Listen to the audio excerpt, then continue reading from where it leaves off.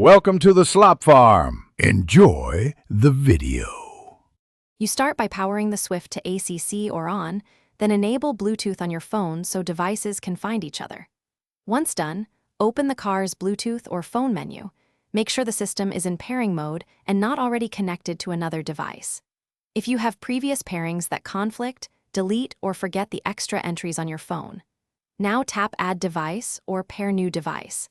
This initiates discovery from both car and phone, which is essential to proceed to the next phase. When the car appears on your phone, select it, then compare the PIN shown on both screens and accept if they match, because this verifies a secure connection. After pairing, allow contact and audio permissions on your phone so calls, call display, and media playback work correctly. Once paired, set the phone as primary if you want automatic reconnection. Make a quick call or play a short song to confirm call routing and media audio. This verifies both HFP and A2DP profiles are active and functioning. Finish by enabling Auto Connect so your phone joins the Swift automatically. Make sure no nearby paired device is trying to claim the connection.